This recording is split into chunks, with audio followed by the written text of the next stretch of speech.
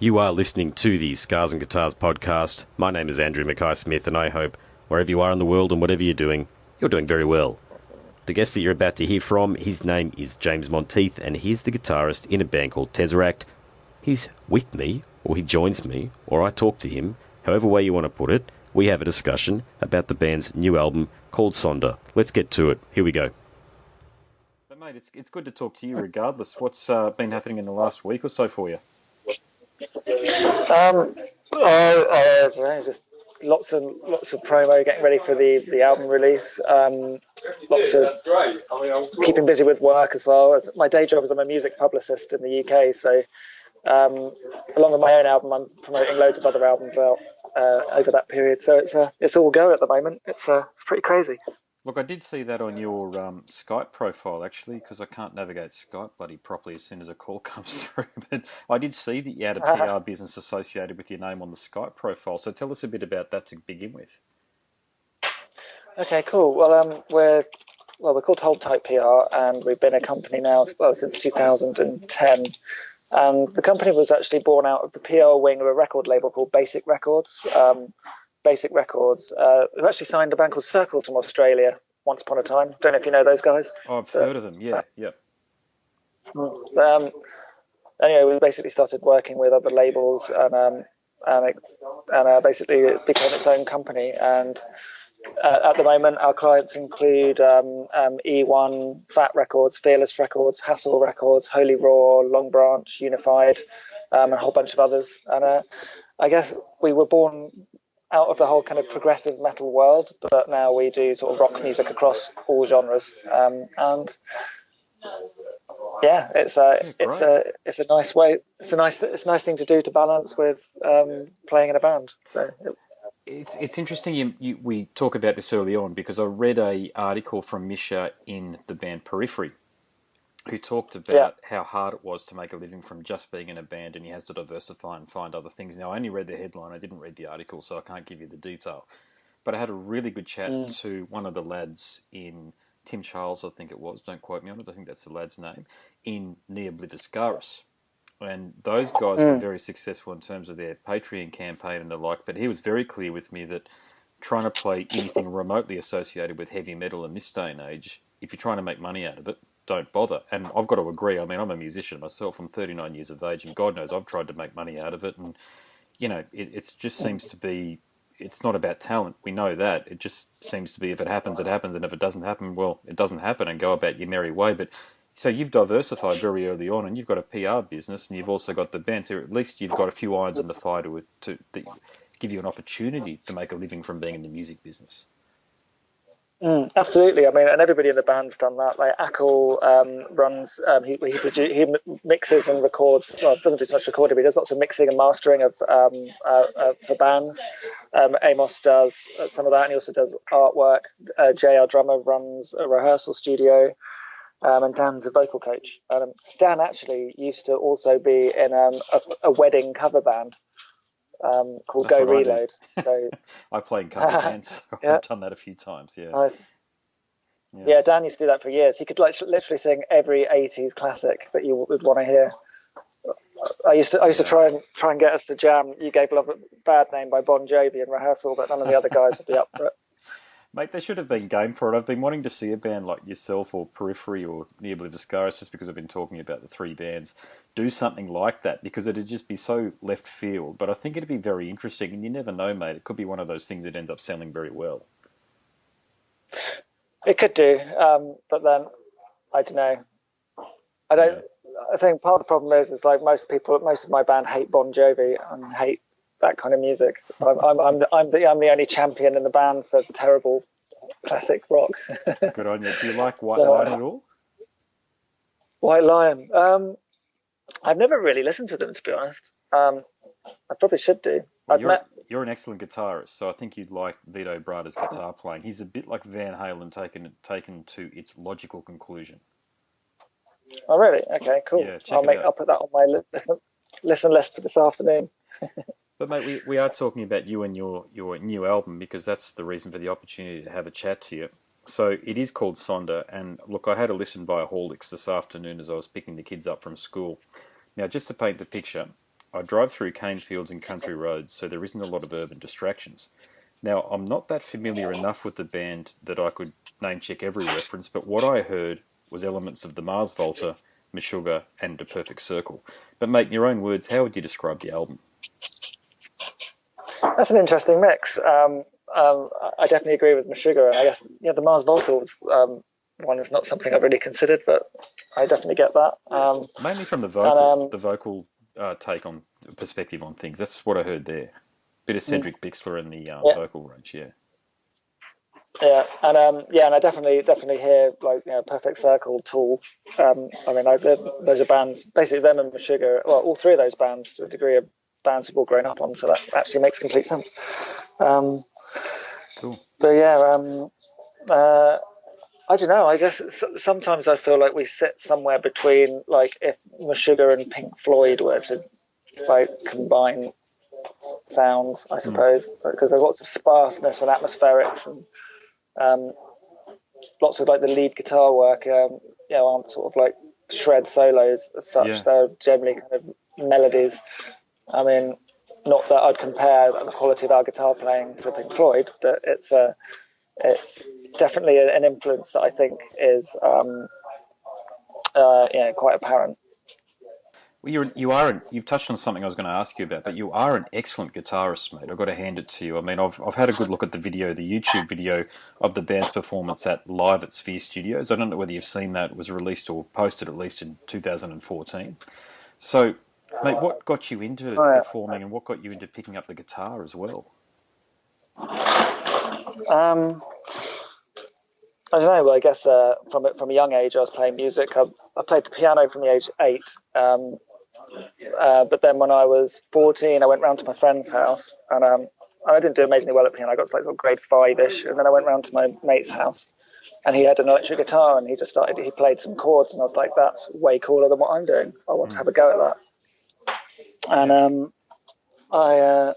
he basically showed me a couple of things, and my dad played a bit of guitar, and he thank you very much, and he had a few kicking around at home, and so I basically started practicing. And by the time I was age 15, I'd got up to a level that I felt was good enough to treat myself to my first electric guitar, which was a Fender Strat copy. That's where we all start. That's nice. Yep. Yeah, and I guess from age 12, my parents brought me up on loads of different music, but they listened to quite a lot of rock music, so some classic stuff like sort of Status Quo and the Beatles and Stones and that kind of thing. But I remember discovering Guns N' Roses when I was 12, and I completely fell. Oh, actually, no, Queen was my first rock love. I think I got Queen 2 when I was about 10 or 11, and Greatest Hits 2. And I guess that was where my interest first kind of perked up in the guitar, just from listening to it. And then Guns N' Roses was my first real love. And then I discovered the Metallica Black Album, which was current at the time, so that's slightly giving away my age. And then I worked my way back through all the other albums. And then I remember Load came out about a year later, and I was very, very upset about that at the time. But, hey, we all were. Yeah. But yeah, I think, it was early heavy metal stuff, Megadeth, Slayer, and then bands like Paradise Lost. Used to love those guys. Oh, yeah. But then from metal, I also moved. I got really into lots of sort of early emo and punk and hardcore, noisy stuff. Bands like Braid, Sunny Day Real Estate. Just I really enjoyed the discordance and the melody. I thought that was a really unique thing, and so I guess it was through my late teens I was really obsessed with that kind of stuff. And then in my late teens, I really got into rap metal, and so I'm just giving you my musical interest biography here. That's great. Go for it. Yeah. And so my first band that did any sort of level of touring was a rap metal band, and I did that for about 4 years. And I guess as a teenager, I really got into Dream Theater. So I suppose Dream Theater were the first heavy progressive band I really got into. And there was Yes. the Images and Okay. Words and the Awake albums. Those two blew my mind. And then I used to love trying to play. Well, I couldn't play any of the leads. I remember that speed picks lead in Paul Minder. I remember that was always the challenge. I was like, yeah, I got to figure that out. And yeah, I could never do it, and I still can't to this day. But my friend Eddie, who who showed me my first chords, he learned how to do it when he was like 17. He was an absolute wizard. And Mm-hmm. but yeah, No, that's I great. don't know. I guess so. Yeah, that's what got me into it all, and then I guess it was a natural progression from there to try and find more interesting things, and then yeah, then I fell into Tesseract. How much of musical theory? So, say for example, are you one of those blokes who has chord charts and charts that explain the modes around when you're developing them when you're working on your solos? Because it actually sounds like you've got a very good understanding of theory. Yeah, I used to be actually. Well, when I was a teenager, I was. I did my grade 5 theory when I was about 20 years ago, and I used to be really into it. But in all honesty, I've kind of yeah, I'm not. I don't really use that so much now. Well, to be honest, I'm incredibly rusty. Mm. I don't really remember that much. In fact, I'm refreshing my mind now because one of my kids is learning guitar, and I'm going through it with him, and I'm Nice. relearning Yeah, theory great. again with him. Yeah.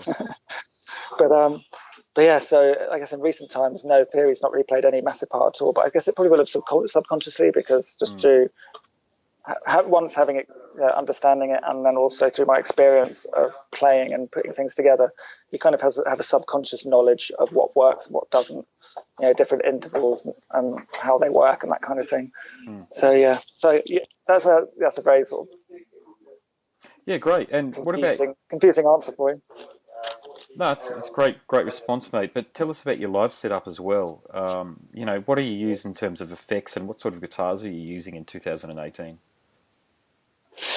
Well, I mean, for the last 7 years, we've been using Axe effects, and it's Yep, quite funny on nice. the last Yeah. couple of tours. Well, we're running the old Axe effects Ultras, and it's quite funny because lots of people really turn their nose up to them because they're much more modern pieces of gear out. Really? Okay. So They work well though. yeah, well, They do the like job. well, exactly.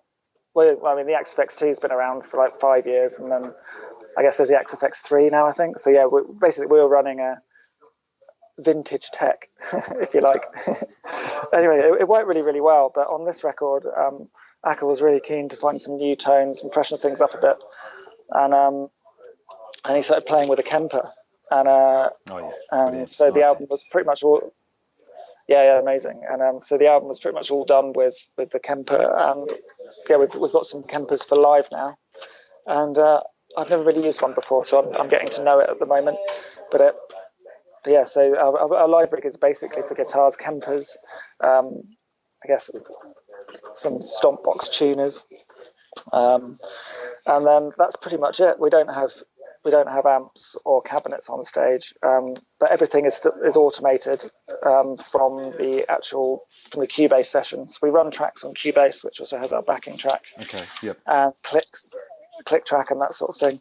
But also all the patch changes are automated from there, so we don't actually have any pedals we need to change anything, which Mm. is very convenient. And it also means, yeah, if we did have to do it manually, there'd be hideous mistakes of like wrong tempo changes and that kind of thing in Yeah, delays. So yeah, I yeah, get that. it, Yeah, yeah. so it's not just laziness, I promise. No, no, I understand completely where you're coming from, and yeah, it's trying to recreate what you produce on record. And I think Korn have always had this problem. It's extraordinarily difficult unless you use some sort of backing tape or click tracks or what have you. It's very hard to sound organic, is what I'm saying, isn't it? Mm. You know. Uh, yeah, I guess so. It is to a degree, although I don't think we're really going for a massively organic sound. I think there definitely needs to be some level of feel and humanity. I don't know what I'm trying to say. Definitely needs to sound like a band rather than a tape. But Yeah, sure. at the same time, Needs to sound like human beings who we are created going it. Yeah. exactly. But we're also going because we also want to be precise and powerful, which I guess, and I think we're trying to find the balance between the two, which I think we're doing. But, I think you're doing it rather well. And let me ask you this question. Your bass player, sorry, I'm short of a name for him because I didn't read the bio, my apologies, but he seems extraordinarily but accomplished as well. So between the two of you, there's a Amos, yeah. yeah. Well, between the two of you, how do you work out who plays what? Uh, to be honest, I think quite a lot of it is just when we jam it. I mean, at the moment we're working out how who plays what with the new songs, and I'm just getting together with Ackle at the moment, and we're just playing through the songs, and quite a lot of it is depending on what you're playing beforehand. Hmm. What's the easiest way to get to the next part, and whose hand position's in the right place, and that kind of thing. Yeah, I know, I get it. Then, Yeah, that part of it anyway. Yeah. then exactly, yeah. It's just like because a lot of it is recorded. Yeah, it's recorded in sections. It's not really recorded necessarily with, playing the song from start to finish. So sometimes certain bits do need to be tweaked slightly just to make it practical. Um, but also, yeah. Um, yeah, I think sometimes it's just Yeah, it's just a case of picking who does what when. Some yeah, I get it. Yeah, I understand what you're trying to say though. thanks. But also when it's just like when the main bulk of the guitar is heavy riffing, then pretty much we play the same or similar thing, but panned left and right just to make it sound as big as possible. Yeah, sure. Hey mate, I'll just do a time check. How much more time have I got? Where's the old? I mean, you're probably cool, but let me just double check. Yeah, I'm just getting my schedule up. you're right. What time? Where's the time? Oh yeah, we're fine. Okay, We're sweet. fine. Got 10 minutes. It sounds like for you guys, I mentioned that Vito Bratta was a logical conclusion to the way Van Halen played, but it sounds like for someone like yourself, you can. I mean, I'm a massive jazz. I wouldn't call myself an aficionado, but I'm just a fan, right? So, listen to guys like Miles and Charlie Parker, Ella Fitzgerald, these sorts of people. It sounds like as though eventually you Yeah. could go in that kind of a direction. And I'm interviewing a New York jazz drummer who dabbles in a bit of metal called Dan Weiss in a couple of weeks' time. But mate, being a massive jazz fan, I think I can just hear because your playing is quite technical. You could go in that direction. So do you think that that's on the horizon? I mean, potentially. I mean, again, I think a lot of influence have taken not we've taken is not maybe not directly from straight jazz, but like lots of jazz fusion stuff, which I guess we've been listening to. Like I know Paul Gilbert did an amazing album called Jazz Metal back in the '90s. I don't know if you know that, but that's I don't I know mean, it, it's mate. definitely That more from a surprises me. I don't know it. Yeah, tell me about it.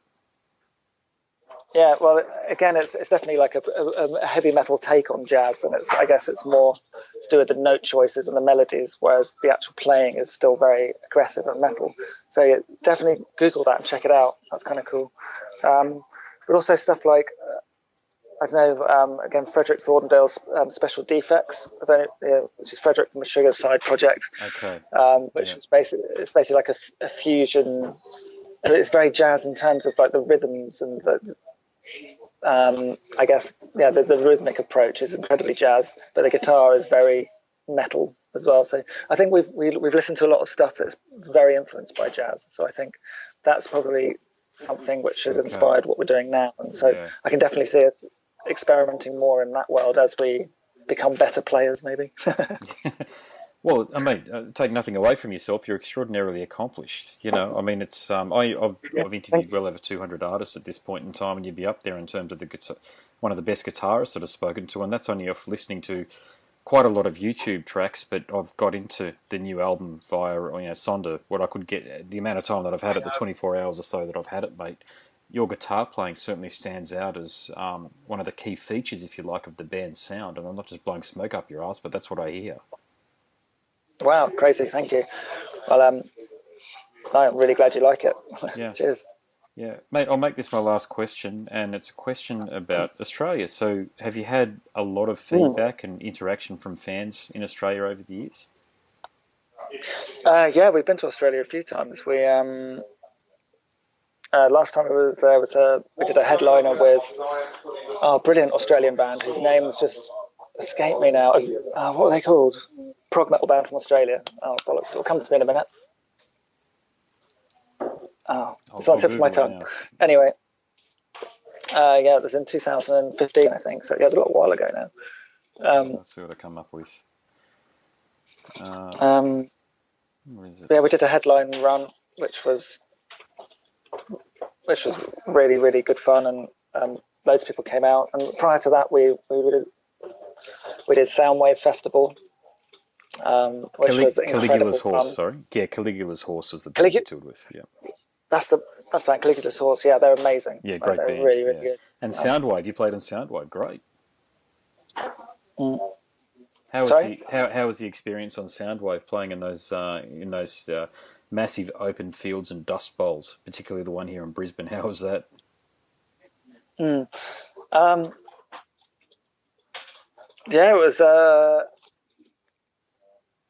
I just remember. I don't know. It was kind of a bit of a blur because we were on at 11 in the morning. We were opening a stage. Oh God, yeah. Which meant that we were drinking beer by 10 in the morning.